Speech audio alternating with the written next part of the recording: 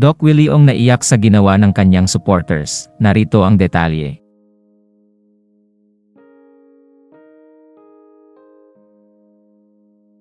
Isang madamdaming mensahe at compilation video ang ginawa ng isang supporter ni Doc Willie Ong sa social media.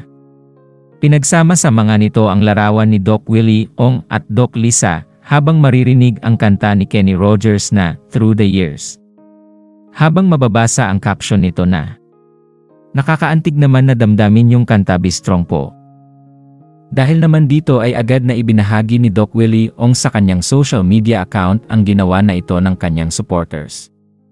Mensahe naman ni Doc Willie Ong sa kanyang supporter. I love it, Angie. You made me so happy. Kahit may jered ako ngayon. Salamat.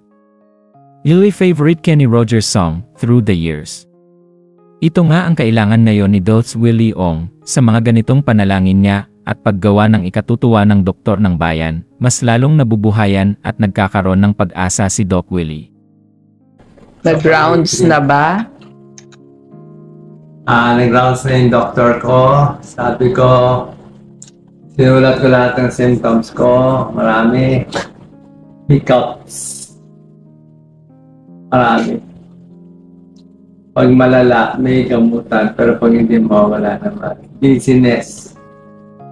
Hilo buong araw. Kulang yung dami ng dugo ko sa loob ng blood vessel. Mababa protein ko. Tsaka merong bukol na kalaban. Hoarseness. Actually, may boses pa ako ngayon. Ganun daw talaga. Hingal. May hingal. May tubig ako dito. Sa kanan, pleural effusion, tubig sa baga. Pero pag konti lang, ayan lang, hindi na gagalawin. Maganda naman hinga ko. Manas, nababawasan na. Meron akong albumin and Lasix, kuha ng volume sa labas, pampaihit. Panlaban sa bukol, tuloy-tuloy na yung chemotherapy ko. Doxorubicin, cisplatin, at pag wala daw akong blood clot sa paa ko, bibigyan ako ng Avastin. Yung Avastin, kasi ang bukol na masamang bukol palang ginagawa ng mga masasamang bukol sa mga ibang pasyente. Kinukuha niya ang dugo natin. Itong mga masasamang bukol, parang mga alien yan. Para silang mga alien, kumukuha sila ng sariling blood supply. Kinukuha nila yung blood supply natin, dadalhin nila sa bukol para lumaki. So, binubusog nila sarili nila para silang bulate, para silang alien. So, gagawin ng Avastin, papaliitin ang daanan. Papaliitin ang daanan ng blood vessels nila. Ibig sabihin, gugutumin yung blood supply nila. So, magbibigay sa atin kung wala akong blood clot. So, check mo na kasi may manasak. Anyway, those just are medical updates. Pero number one sa tingin ko is tanggapin yung sakit, alamin yung sakit, okay nga, cancer nga siya. Pero sa akin, hindi ko nakikita as kalaban yung cancer. Yung sakit, kalaban mo, lumaki, tapos doon dumating, tingin ko may purpose lahat ng bagay.